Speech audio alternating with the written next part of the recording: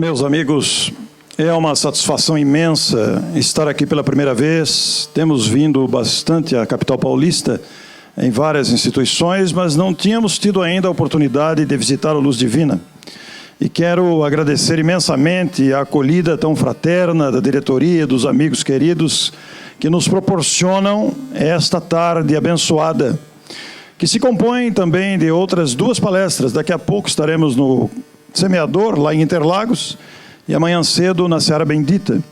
E esta experiência de viajar, de conhecer as casas, de fazer esse intercâmbio tão saudável com os companheiros espíritas, com as instituições, enche o nosso coração de imensa alegria.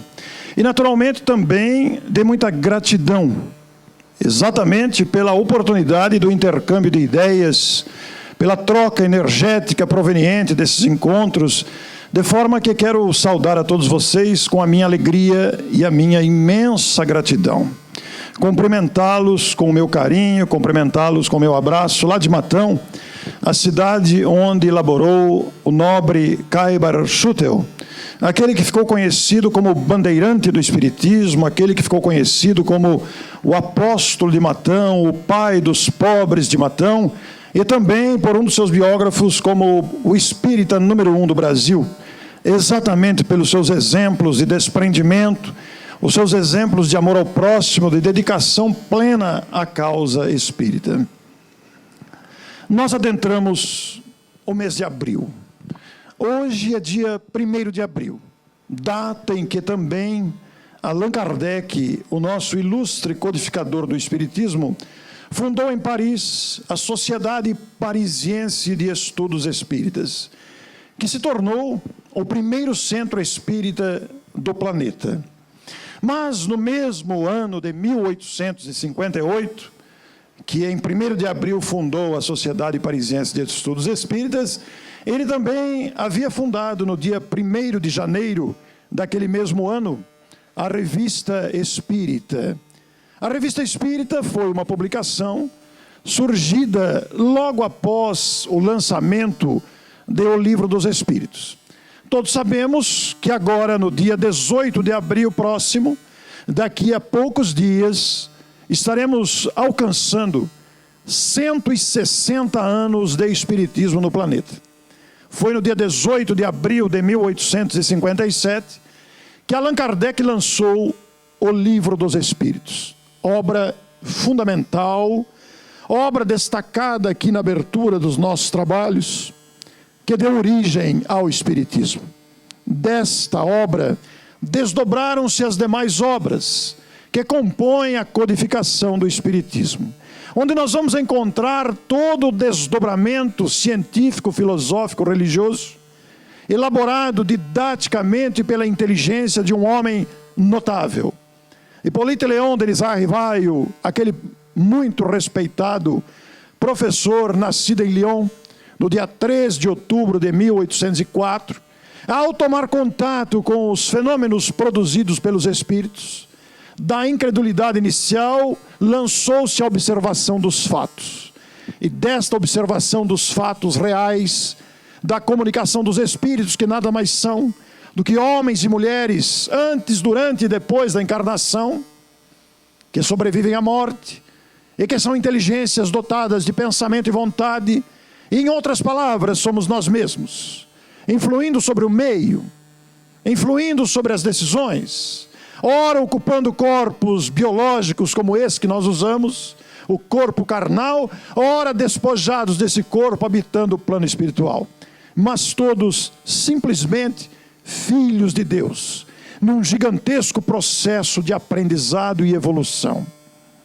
E naturalmente que essas deduções, essas observações dos fatos, este encaminhar das observações, esta exposição didática elaborada cuidadosamente por aquele notável pesquisador e homem de ciência, homem habituado a pesquisar, a observar, resultaram na obra magnífica da codificação espírita.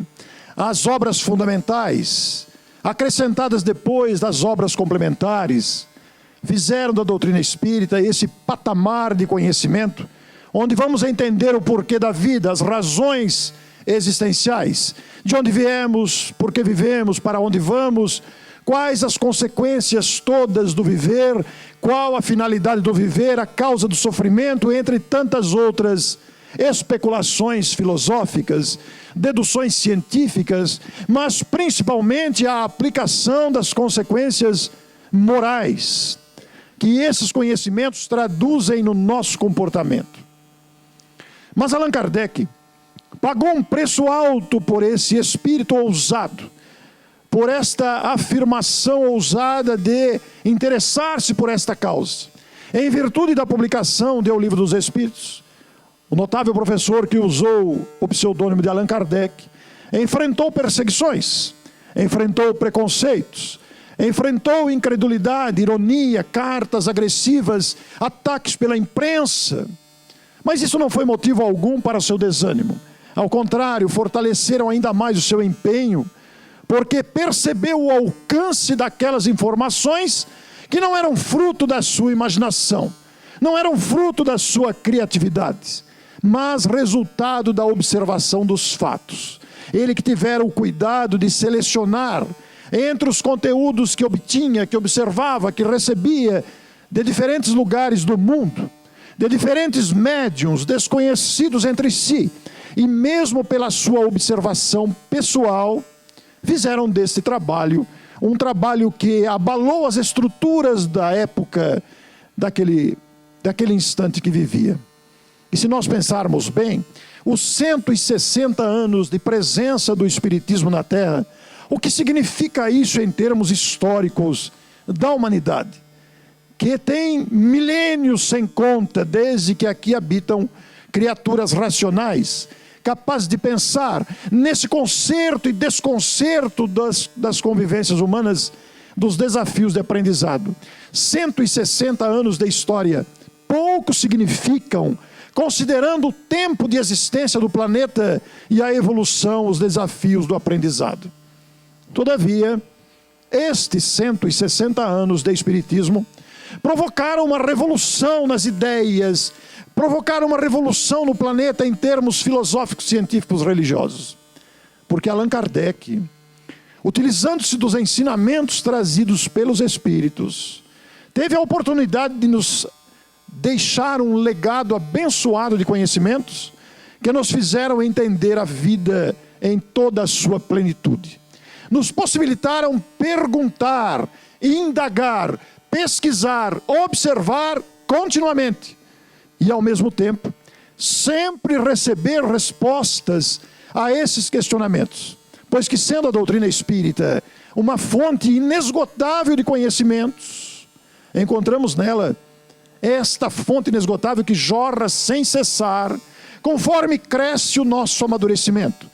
Conforme amadurecemos mais, adquirimos mais experiência, conforme vamos amadurecendo, seja pela idade, seja pela vivência das experiências, quanto mais indagamos a doutrina espírita, quanto mais rudes, quanto maiores as adversidades, quanto mais rudes os desafios, mais a doutrina espírita se apresenta com o seu aspecto intensamente consolador, embasado em ciência, embasado em filosofia, embasado na ciência dos espíritos.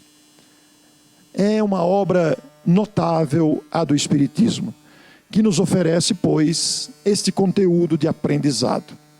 Mas Allan Kardec não ficou apenas na fundação de um centro espírita, não ficou apenas na elaboração didática, na organização da codificação espírita com as obras fundamentais. Além da codificação espírita, que lhe exigiram um tempo e um desgaste físico enorme, até pelas limitações tecnológicas da época. Afinal de contas, naquela época não tínhamos o WhatsApp, naquela época não tínhamos as facilidades que temos hoje. E Allan Kardec usou os recursos de sua época para organizar aqueles livros, lutando com dificuldades imensas, materialmente falando. Mas não ficou apenas nisso. Fundou também, como dissemos anteriormente, a Revista Espírita, que constituiu para ele um laboratório de experiências e de ideias. A Revista Espírita era publicada em fascículos mensais, a partir de janeiro de 1858. E nesses fascículos mensais, Allan Kardec publicava trechos de cartas agressivas que lhe chegavam contra a ideia espírita. Publicava também trechos de gratidão, de cartas que lhe chegavam agradecendo a bênção do conhecimento, o conforto e a racionalidade oferecida pelo Espiritismo. Publicava trechos da imprensa europeia de sua época atacando o Espiritismo ou defendendo a ideia espírita. E desses trechos, desses contatos contrários ou favoráveis, ele argumentava nas páginas da Revista Espírita. Mensalmente preparava uma revista. Sabe o que lá é isso? Numa época sem a facilidade tecnológica que temos hoje, nós temos a oportunidade de produzir um jornal mensal com todo o avanço da tecnologia virtual. E dá um trabalho danado. Imagina aquela época que não tínhamos a facilidade que temos hoje. Mas Allan Kardec preparava uma revista mensal com a sua argumentação aos argumentos favoráveis e contrários. E trazia principalmente o relato de suas observações, o fruto dos seus raciocínios, a troca de ideias com companheiros que lhe escreviam. O que naturalmente também lhe custou perseguições, humilhações, ironias, contrariedades, mas igualmente muito conforto pelas cartas que lhe chegavam em gratidão. Quando Allan Kardec desencarnou, no dia 31 de março de 1869, e nós estamos vivendo essa data, foi ontem, 31 de março. A data de ontem lembra a desencarnação do codificador Allan Kardec. A sua viúva e os seus amigos mais próximos encontraram posteriormente à sua desencarnação diversas anotações em seu gabinete de trabalho, em sua mesa, em sua escrivaninha, diversas anotações de correspondências trocadas, de artigos elaborados que seriam futuramente publicados, de argumentações, de deduções, de pesquisas, de observação, etc. E esse material foi reunido no livro Obras Póstumas. Como o próprio nome indica, uma obra publicada após a desencarnação do autor. E Obras Póstumas, que é um livro um tanto esquecido, um livro pouco procurado, um livro pouco estudado, um livro pouco pesquisado, contém verdadeiras pérolas. Pérolas de uma inteligência lúcida, de uma inteligência que tinha o seu coração, o seu ideal, o seu sentimento voltado para o bem da humanidade. O espírito, Allan Kardec, não veio ao planeta por acaso. Trouxe consigo uma tarefa aceita antes, no planejamento reencarnatório. E aqui estando com a consciência totalmente conectada com os ideais da fraternidade e do bem, identificou-se logo com a sua tarefa e pôs-se a trabalho. E desse trabalho fecundo, muitas anotações permaneceram após a sua desencarnação, sem terem sido publicadas. E esse material, muitas anotações de caráter íntimo, muitas anotações que ele tivera a oportunidade de fazer diante das conversas que mantinha com os benfeitores, através de médiuns variados, entre eles o Espírito Santo Agostinho, São João Evangelista e outros nomes, inclusive o Espírito Verdade. Essas anotações de caráter íntimo, de observações e perguntas que fazia e eram respondidas por esses grandes nomes que colaboraram na obra da codificação, estão reunidas no livro Obras Póstumas, que queremos indicar a todos vocês como um tesouro de pesquisa espírita valiosíssimo, até para entendermos o contexto da obra do codificador. Nesta data tão propícia, ontem comemorando, lembrando a desencarnação do codificador, hoje lembrando a fundação da Sociedade Parisiense de Estudos Espíritas, amanhã lembrando o nascimento de Chico Xavier, que representou todo o espiritismo de uma forma complexa, de uma forma completa, naquele que soube absorver completamente o ensino espírita na própria personalidade. Chico Xavier, o médium que trouxe esse legado de luzes para todos nós, nos legou outros tantos tesouros, especialmente através da obra de Emmanuel. O nosso Aníbal falou aqui uma relação de 50 livros que precisam ser lidos antes da desencarnação. E eu ouso, Aníbal, acrescentar aqui outros 5 livros. Vão ser 55 talvez. Ou se é que já não estão incluídos nesses 50. Mas tem alguém aqui que não leu Paulo e Estevão ainda? Pode levantar a mão, não tenha vergonha nem medo. Tem alguém que não leu Paulo e Estevão? Pois olha, este é um livro para vocês acrescentarem como número 51. Se é que já não está incluído na obra de Aníbal aí. Entre outros, 50 anos depois, há 2000 anos, Ave Cristo, Renúncia, que compõe a série histórica clássica ditada pelo grande Emmanuel, A Mediunidade Psicográfica de Chico Xavier. A propósito, o livro Paulo e Estevão, segundo o próprio Chico, foi o maior livro que ele psicografou, não em número de páginas, mas pelo conteúdo altamente moralizador.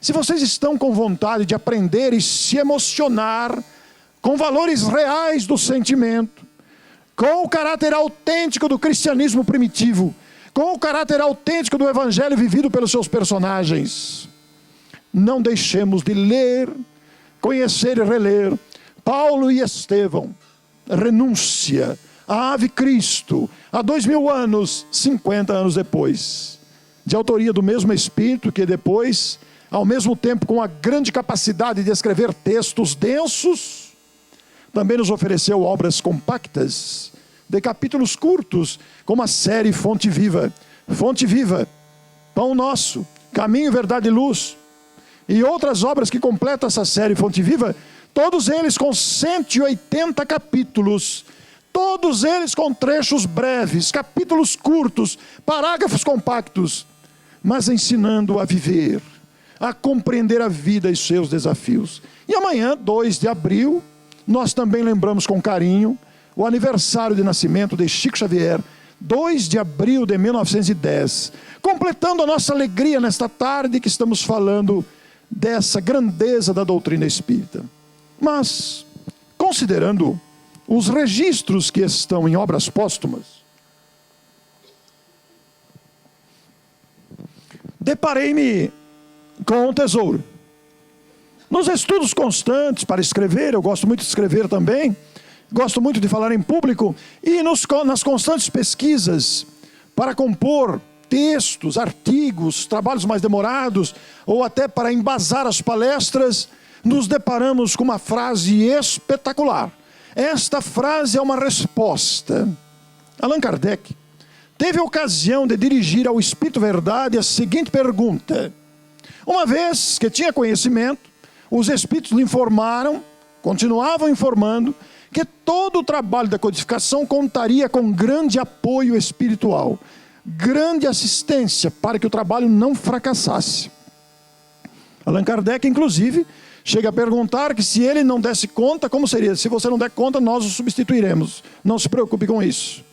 Para não criar nenhum tipo de expectativa. Mas ele não falhou na tarefa. Ele levou a sua tarefa adiante. É antes da publicação do Livro dos Espíritos, que aconteceu em abril de 1857, lá por volta de junho de 1856, num dos instantes que teve contato com o Espírito Verdade, Allan Kardec, reportando-se à promessa e à afirmação de que nunca faltaria assistência ao trabalho da codificação, indagou ao Espírito Verdade se essa assistência, se esse apoio, se essa ajuda se estenderia também às coisas materiais. Veja que pergunta interessante, porque as coisas materiais são as dificuldades humanas, materialmente falando. Não se trata de questões espirituais, materialmente falando, inclusive da própria sobrevivência. Porque se hoje nós lutamos bravamente, brasileiros, com a questão da sobrevivência, diante do momento difícil que a humanidade atravessa, que o país atravessa, naquela época não era diferente. A humanidade sempre encontrou crises, sempre viveu permanentes momentos de dificuldades materiais. E Allan Kardec lançou essa pergunta: essa assistência se estenderá também às questões de ordem material? E a resposta do Espírito Verdade está projetada na tela. Se eu não te ajudar a viver, isto seria não te amar. Consideremos a complexidade, a grandeza e o alcance dessa resposta.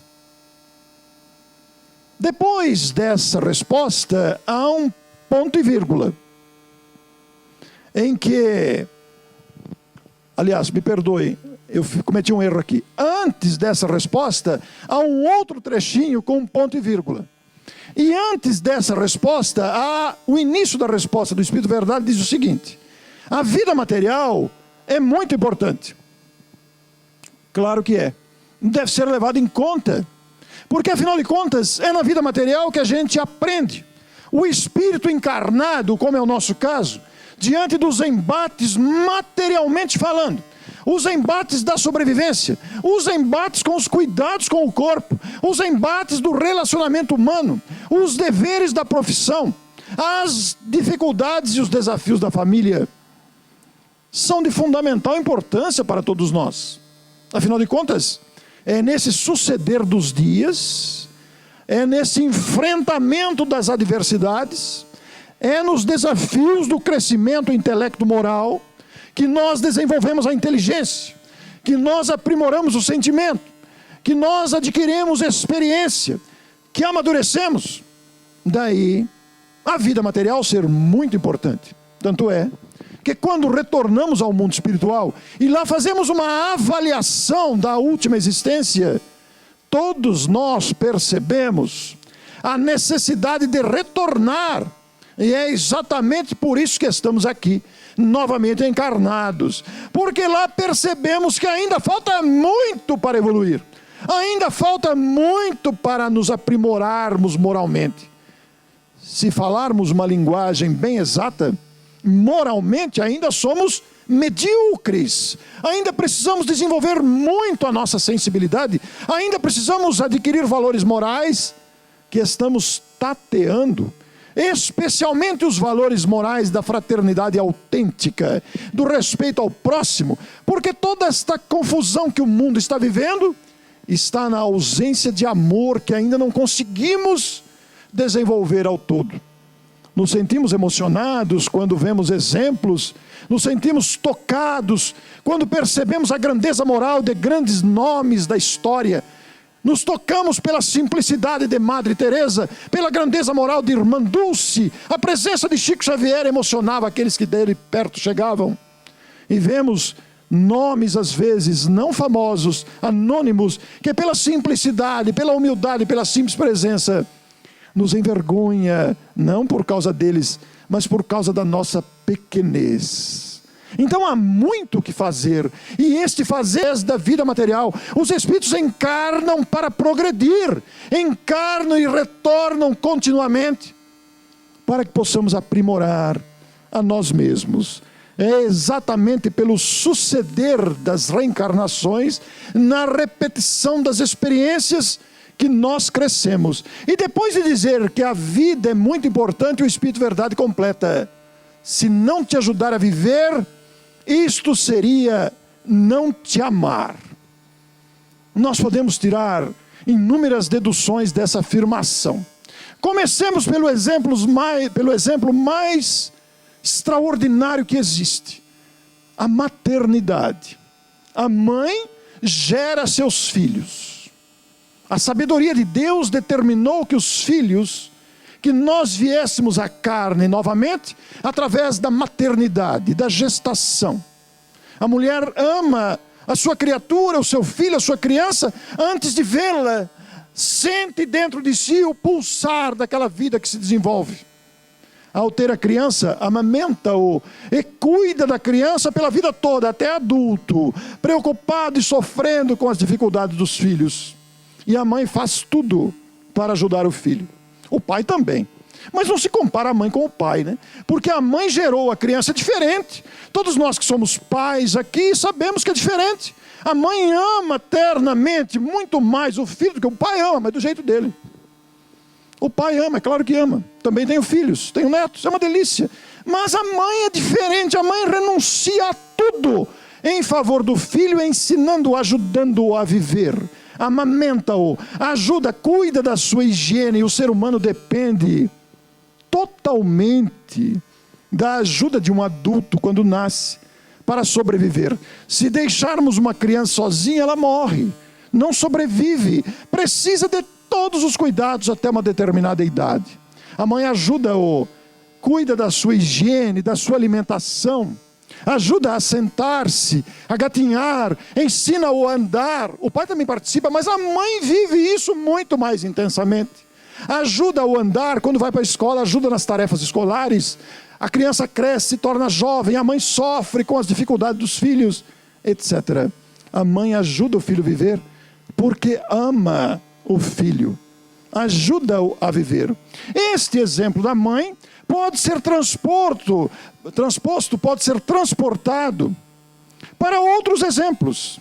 Inúmeros outros exemplos. Se pensarmos na obra do próprio Cristo, que encarnou-se entre nós, não foi por outra finalidade senão para nos ajudar a viver, para trazer a boa nova da notícia da existência de um Pai misericordioso, para dar sequência àquilo que os profetas anteriores haviam dito, mas mostrar na prática o amor verdadeiro. Muitos deles vieram antes anunciar a vida do Messias, mas só ele viveu aquilo exatamente que exemplificou, entregando-se ao holocausto, entregando-se ao sacrifício, ensinando-nos, através de pequeninos gestos, a viver como deveríamos viver, através do perdão, da humildade, e o fez por amor.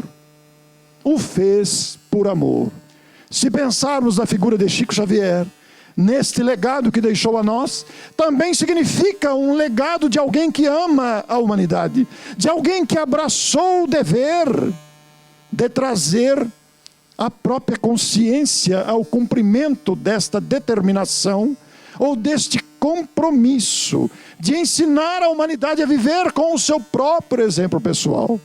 Allan Kardec codificou o Espiritismo porque aceitou o compromisso igualmente comprometido de adequar-se aos trabalhos que a sua época exigiu, por amor à humanidade, ensinando-nos igualmente a viver. Não é outra a razão de que leva os espíritos a se manifestarem pela psicografia de variados médios em todos os tempos, igualmente para nos ensinar a viver. Se pensarmos nesta instituição, que completou seus 60 anos, aqui funcionando, aqui abrindo suas portas, ensinando o Espiritismo, acolhendo criaturas, transmitindo conforto ao coração, não é por outra razão, senão pelo idealismo de que se deixaram tocar, pela grandeza da mensagem espírita de amor à humanidade. Tudo isso nos faz ver que estes exemplos são exemplos de amor. É por amor que nós nos ajudamos a viver mutuamente. Mas as grandes almas já alcançaram estágios extraordinários de desprendimento, de desapego. Alcançaram estágios de humildade, como é o caso do Chico aqui citado, de dedicação, como é o caso de Allan Kardec, de amor disciplinado, como é do Espírito Emmanuel. Tudo isso nos faz pensar na grandeza do momento que vivemos. E nos liga a um ensinamento de Jesus de muita grandeza para as nossas reflexões. Em diante de tantos ensinos, as parábolas, os ensinos trazidos por Jesus, muitos deles podem ser estudados, podem ser lembrados, devem ser estudados, porque significam para todos nós esta orientação conectada, desta ajuda a viver por amor. Dentre tantas, vamos destacar uma delas. Nas anotações dos evangelistas, uma vez que Jesus nada deixou escrito, numa delas está: amai-vos uns aos outros. A recomendação, o convite celeste.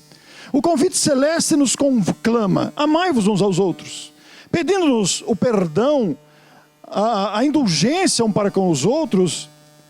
Mas nós não prestamos atenção que depois do amai-vos uns aos outros, há uma sequência na frase. E ele acrescenta, o divino convidador acrescenta: como eu vos amei.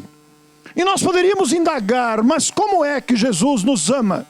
Como é que ele nos amou e continua amando?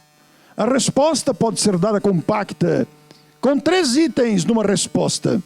Primeiro, ele importa-se conosco. Segundo, não exige nada em troca. E terceiro, respeita o nosso estágio evolutivo. Respeita o ponto em que estamos. Respeita o estágio de falta de amadurecimento, de falta de experiência, mas por nos amar, continua a nos ensinar a viver, através dos seus ensinos que ficaram anotados pelos evangelistas, da sua presença marcante na humanidade, constantemente a nos orientar, através dos mensageiros que em seu nome aqui aportam, entre eles, os já citados Allan Kardec, Chico Xavier, Madre Teresa de Calcutá, Irmã Dulce e tantos outros que poderiam ser citados aqui. Porque importa-se conosco, porque nos ama e quer nos ensinar a viver, porque nos ama, está presente conosco, é uma presença viva. Por falar nisso, eu queria sugerir a vocês, alguém aqui já assistiu o filme Como Estrelas na Terra, Toda Criança é Especial? Quem assistiu esse filme? Poucas pessoas. Você chorou? Chorou. Eu queria sugerir a vocês, hoje, sábado, aproveita a madrugada, amanhã, domingo, assistam. Está totalmente disponível no YouTube. Como Estrelas na Terra, Toda Criança é Especial. Esse filme tem a duração de 2 horas e 42 minutos.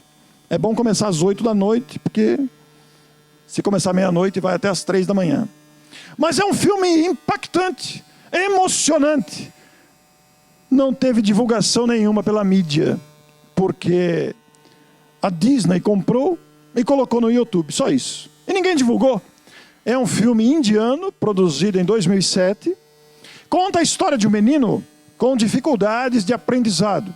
Dislexo. Ele tinha dislexia. Tinha dificuldade em aprender. E todos os professores o rechaçavam, o agrediam, tratavam mal ele, não compreendiam a sua dificuldade. Até que surge um professor que se interessa pelo aluno. Mas eu não vou contar o fim do filme. Que é justamente para provocar em vocês o desejo de ver o filme. Mas vou citar uma síntese conclusiva do que a história do filme mostra. Aquele professor fez com o aluno em dificuldade o que o Cristo faz conosco. Importou-se com o aluno, respeitou a sua dificuldade, não exigiu nada em troca.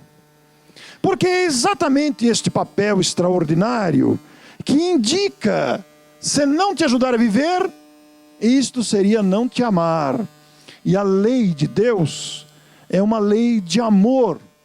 Nós viemos ao planeta para aprender a amar. Todos esses embates que estamos passando, todos, têm um único objetivo: nos tornar espíritos amadurecidos, que amam, que aprendem a amar. Porque a lei do universo, a lei de Deus é lei de amor. Foi por amor que Deus nos criou. Mas a sua sabedoria determinou que fôssemos criados simples e ignorantes, para que através dos embates e dos desafios de crescimento pudéssemos amadurecer, justamente para alcançarmos os estágios de perfeição, ainda que relativa. Tudo isso nos lembra um detalhe interessante da vida: a providência divina. Meu nome está repetido aqui porque eu uso as telas em 2 palestras com temas diferentes. Também tenho a palestra Providência Divina que farei amanhã cedo. Mas a providência divina, se nós pensarmos na palavra providência, a palavra providência é tudo isso que nós estamos habituados a fazer todo dia. É uma decisão, é uma iniciativa, é uma prevenção, é a arrumação, a organização de detalhes ou de iniciativas para que possamos vencer alguns desafios ou tornar viável alguma coisa que queremos alcançar. Mas se nós acrescentarmos a palavra divina, o adjetivo, divino, no substantivo providência, nós estamos acrescentando a grandeza e a sabedoria de Deus, que providencia tudo para nós. Quando nós pensamos na presença divina, somos levados a pensar na ação providencial de Deus. Ora, a ação providencial de Deus, pela sua grandeza, pela sua presença, pela sua sabedoria, a suprema mente do universo, a inteligência suprema, a causa de todas as coisas, já indica por si mesmo segurança para nós.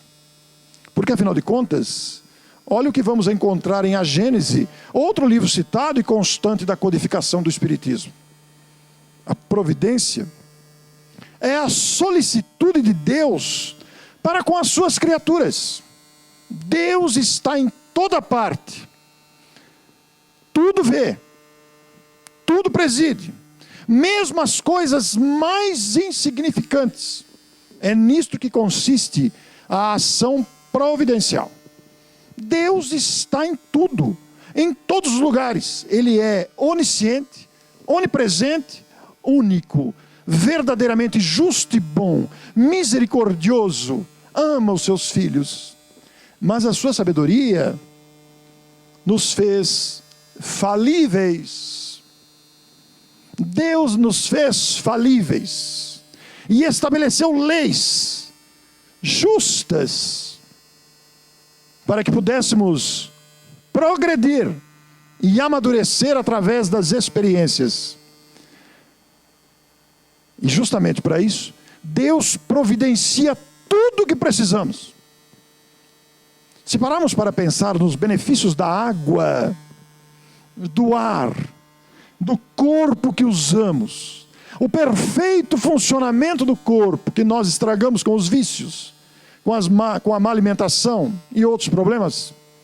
Mas a obra de Deus é perfeita e visa nos ajudar a viver como a resposta do Espírito Verdade. Se eu não te ajudar a viver, disse o Espírito Verdade a Kardec, isso seria não te amar. Mas como nós somos criaturas cercadas de amor, distraídos, é verdade, nós não percebemos a presença desse amor que providencia tudo. Mas Deus é tão bom conosco, Ele é tão grandioso, que Ele se mostra através das suas obras, da tua grandeza. E estabeleceu como lei que nós evoluíssemos por força do esforço pessoal. Este esforço significa pesquisar, estudar, observar, participar, comprometer-se, porque isso faz a pessoa fortalecer-se. Aquele que se isola, aquele que é omisso, aquele que é indiferente, aquele que se guarda na preguiça, fica estacionado. Ninguém evolui, mas os mais esforçados, aqueles que se esforçam continuamente, adquirem solidez no caráter, adquirem fortaleza moral, adquirem experiência que os credencia a avançar continuamente. Porque a providência é esta atenção de Deus, porque nos ama intensamente, para com as criaturas. Deus está em toda parte, tudo vê, tudo preside, mesmo as coisas mais insignificantes. É nisso que consiste a ação providencial. Aqueles que leram o livro Missionários da Luz, o livro Missionários da Luz integra a coleção André Luiz. A série André Luiz, recebida pelo médium Chico Xavier, ditada pelo espírito que se identificou como André Luiz, pseudônimo de um homem que foi médico na Terra, muito apegado às coisas materiais, materialista, descrente, egoísta, e que desencarnado se viu em agrura, se viu num lugar difícil, escuro, fétido, crescendo, notando a barba crescer, com fome, com sede, num lugar escuro, sendo chamado de suicida, ouvia gargalhadas, gemidos, naquela descrição que está em nosso lar. Nosso lar, como sabem, virou peça de teatro, virou filme, e dá início à série André Luiz. Nosso Lar, Os Mensageiros, Missionários da Luz, Obreiros da Vida Eterna, No Mundo Maior, não necessariamente nessa ordem, mas aqueles famosos livros da série André Luiz. No livro Missionários da Luz, no capítulo 11, que tem o título Intercessão, nós vamos encontrar a história de Esther. Esther é uma senhora de boa índole, uma senhora moralmente equilibrada, mas com alguma dificuldade emocional, com alguma fragilidade emocional, que ficou viúva 2 vezes. O primeiro marido, ela se casou com ele, e o marido suicidou-se. Depois ela se casou de novo com o segundo marido, teve 3 filhos com o segundo marido, e trouxe para casa, por força das circunstâncias, um casal de tios idosos. Ela já não tinha mais os pais vivos e acolheu um casal de tios. Nessa circunstância de 3 filhos e mais o casal de tios idosos, o marido suicidou-se, ou melhor, foi assassinado. O primeiro suicidou-se, o segundo foi assassinado.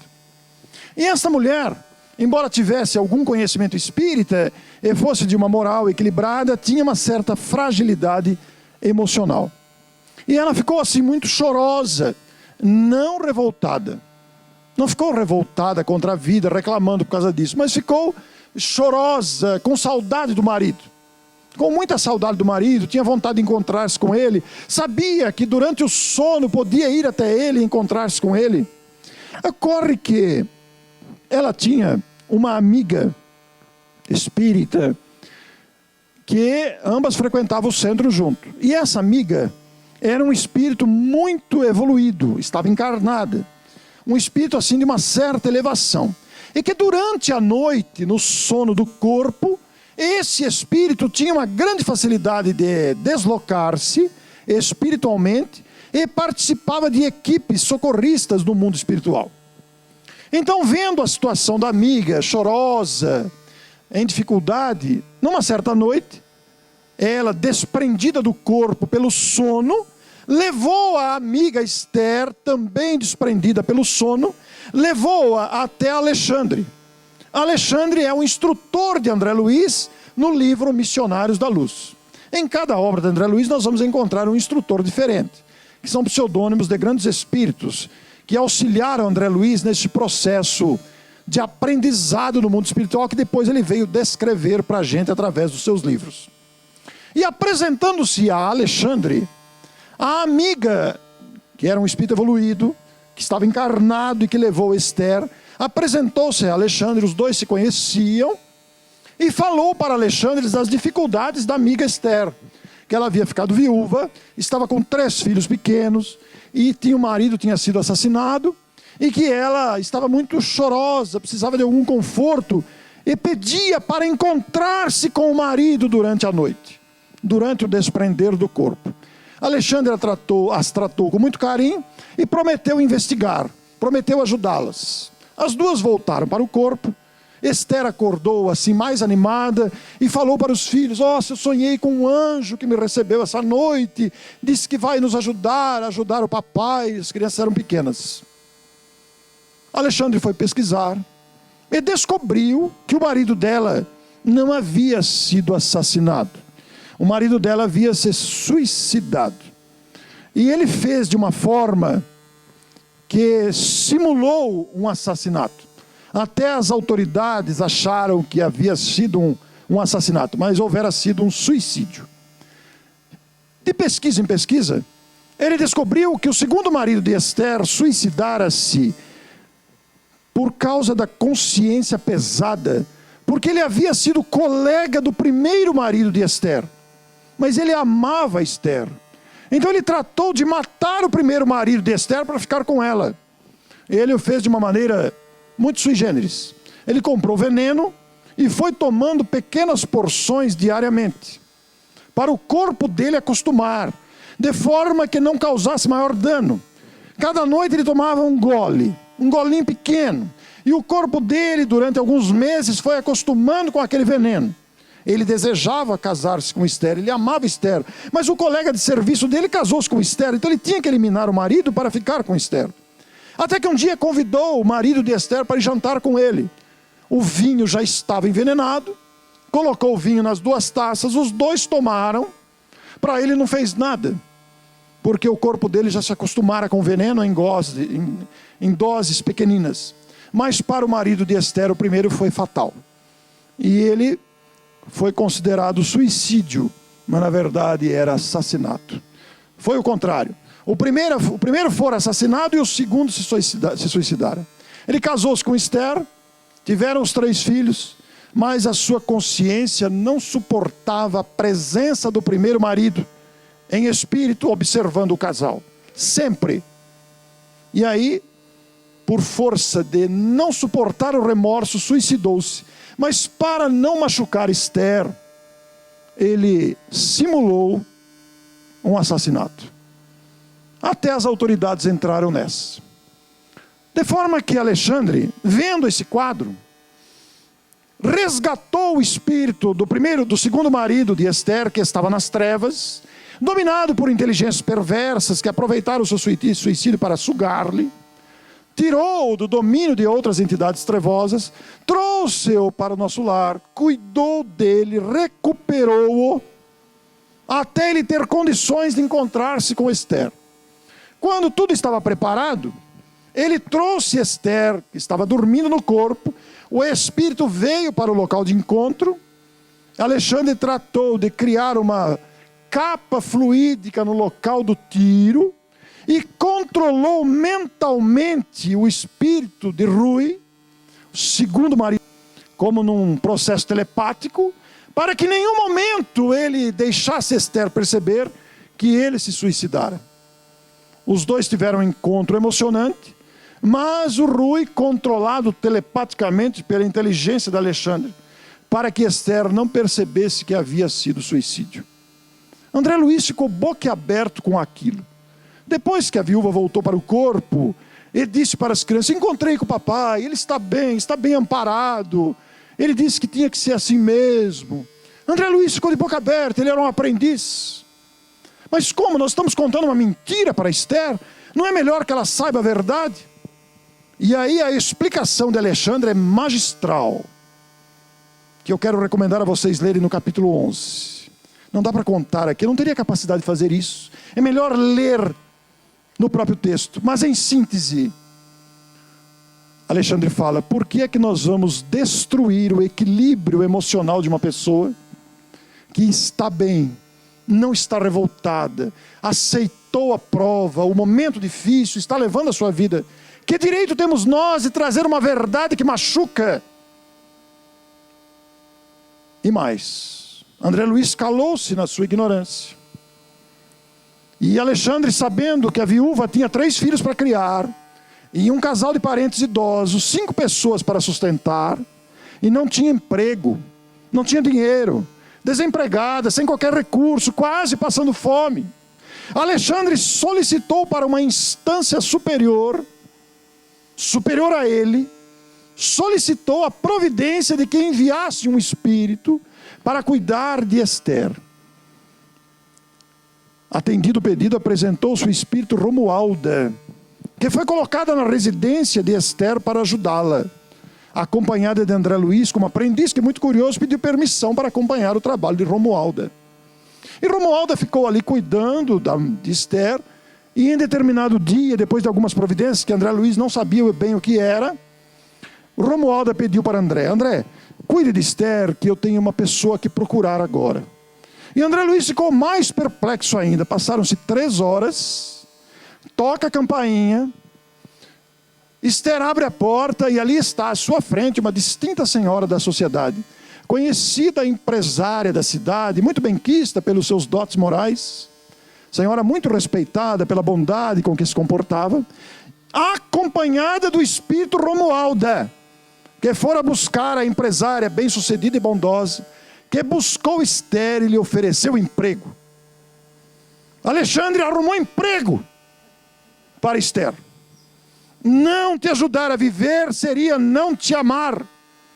Os Espíritos fazem tudo por nós, desde que tenhamos a conexão. Os Espíritos nos ajudam muito, mas é preciso que não ofereçamos obstáculos. Quais são os obstáculos? A rebeldia, a reclamação, a rebeldia, o orgulho, a vingança, a falta de fé, o desânimo. Esther não ficou revoltada porque o marido morreu. Não ficou revoltada porque tinha 5 pessoas para sustentar e não sabia como fazer. Ela aceitou o propósito. Confiava, tinha fé. E isso abriu caminho para que Alexandre agisse em favor dela. Se nós pesquisarmos a nossa vida, todos nós que aqui estamos agora, viajarmos na nossa história pessoal, todos vamos encontrar situações em que fomos ajudados em perigos que poderiam ser mortais.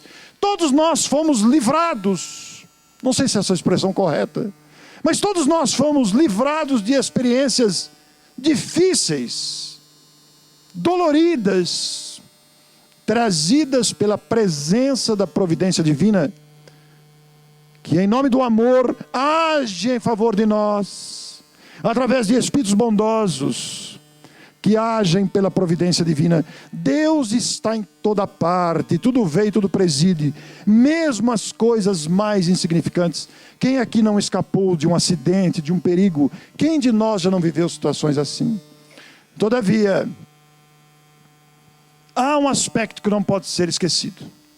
No livro Rumo Certo, o Espírito Emmanuel, no capítulo 60, Proteção de Deus, diz o seguinte: às vezes, o auxílio do Todo Misericordioso tão somente se exprime através das doenças de longo curso ou das dificuldades materiais de extensa duração, preservando-nos contra quedas espirituais e viciação ou loucura. Noutros ângulos da experiência, manifesta-se pela cassação de certas oportunidades de serviço ou pela supressão de regalias determinadas que estejam funcionando para nós, a feição de corredores para a morte prematura.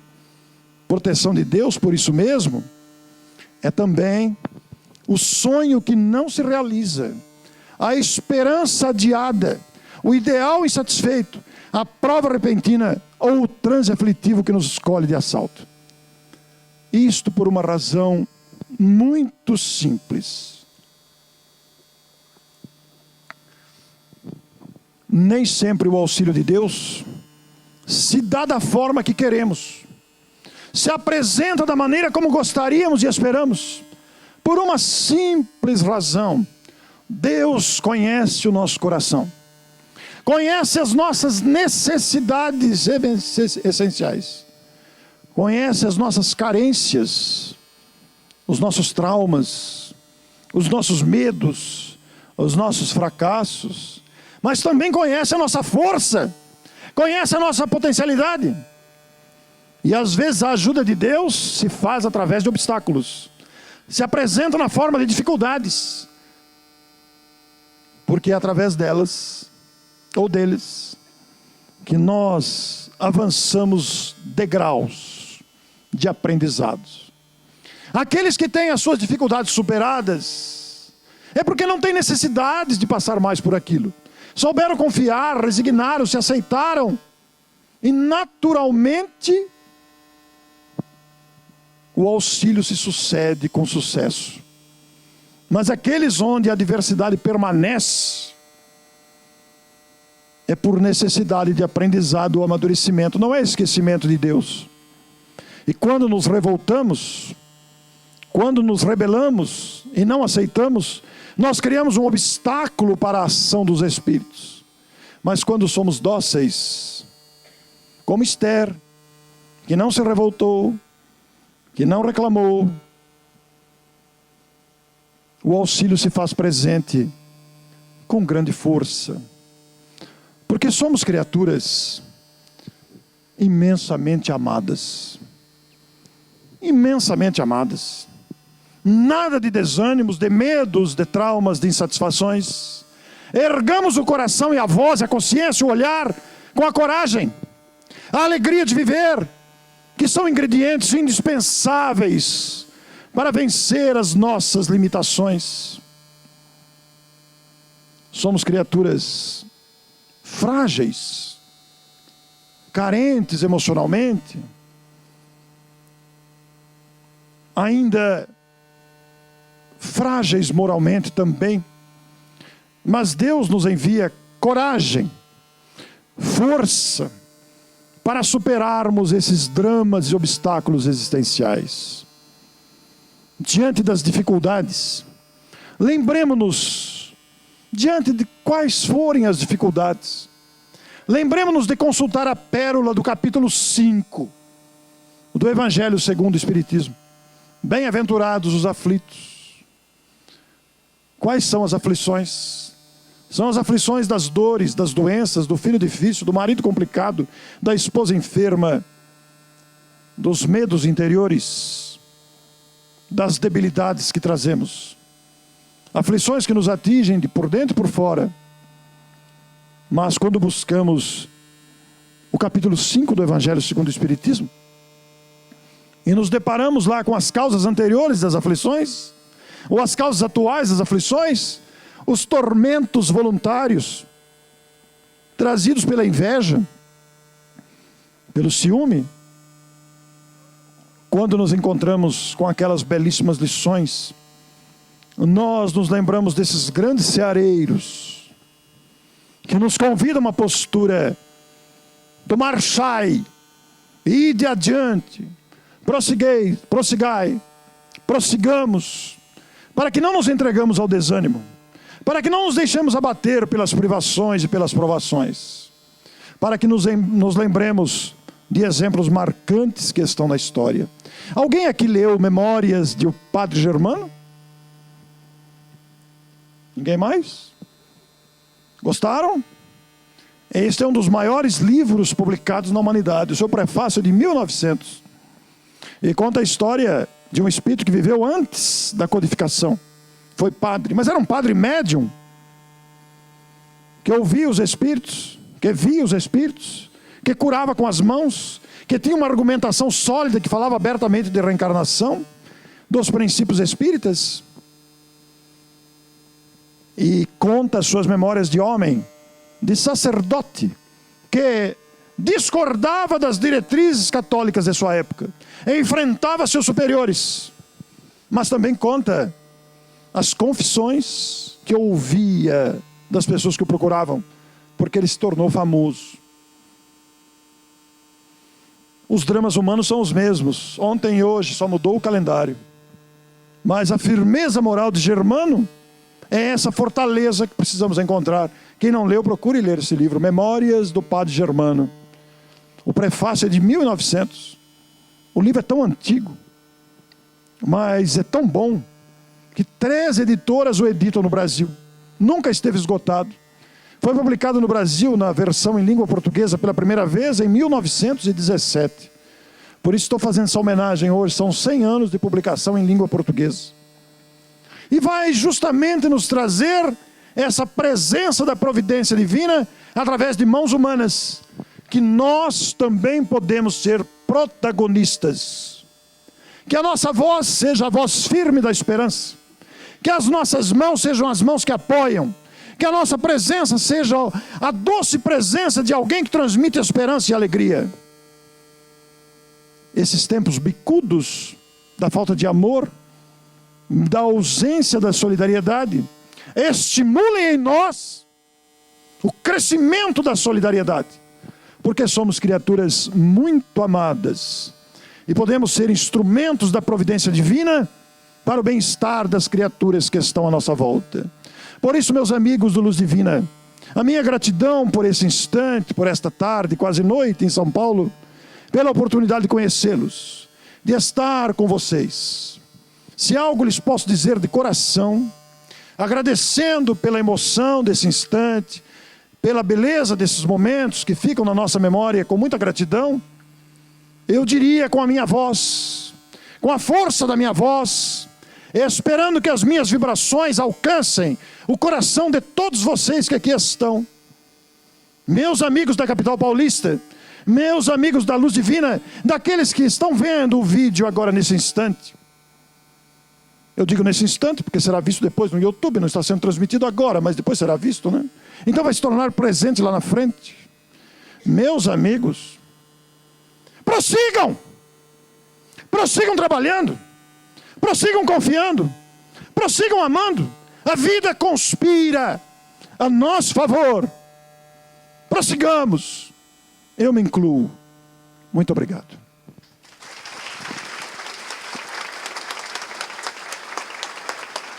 Muito grato.